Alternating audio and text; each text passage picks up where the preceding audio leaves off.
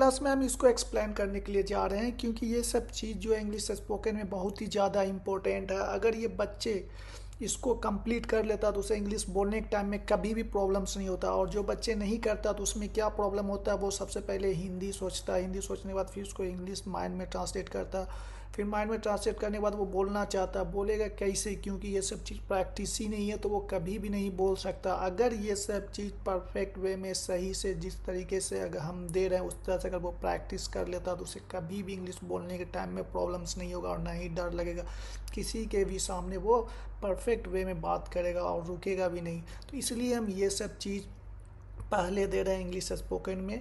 ये सब चीज़ कंप्लीट कर लेने के बाद अगर हम आगे पढ़ाते हैं तो आगे उसे फिर कभी भी प्रॉब्लम्स नहीं होगा। तो सबसे पहले जो दिया हुआ ऊपर में दे विल भी है, दे विल नॉट भी है, विल दे भी है, विल दे नॉट भी है, तो ये सब चीज़ को पहले परफेक्ट वे में प्रैक्टिस होना चाहिए। बोलने के टाइम में रुकना नहीं चाहिए, जितना फास्ट हो उतना अच्छा हो।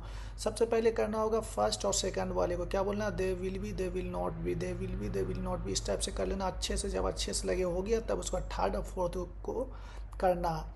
Will they B, will they not be, क्या बोलना है, will they B, will they not be, इस दोनों को करना। और एक चीज़ और हम बता देते हैं कि सेकंड वाले को और फोर्थ वाले को आप दो तरीके से पढ़ सकते हैं। एक तो लिखा हुआ दे विल नॉट भी है और एक और तरीका दे वॉन्ट भी है, यानी विल नॉट को एक साथ पढ़ेंगे वॉन्ट।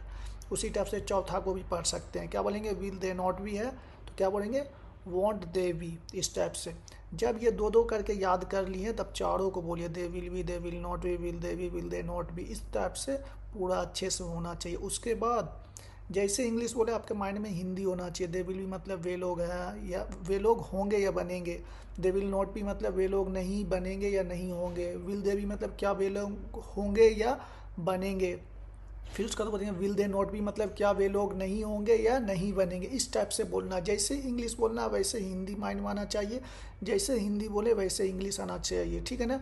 वे लोग होंगे क्या बोलेंगे, दे विल बी, वे लोग नहीं होंगे, दे विल नॉट बी, क्या वे लोग होंगे, विल दे बी, क्या वे लोग नहीं होंगे, विल दे नॉट बी। इस टाइप से फास्ट में करना जितनी अच्छे से और जितना परफेक्ट वे में होगा तो आपके लिए उतने ईजी और आसान लगेगा इंग्लिश सीखने में। अगर आप कहीं भी स्पोकन क्लास सीखने के लिए जाते हैं, कोई किसी कोचिंग में या यहीं यूट्यूब पर पढ़ते हैं, तो ये सब चीज़ें स्ट्रॉन्ग रहेगा ना तो आपको कभी प्रॉब्लम्स नहीं होगा।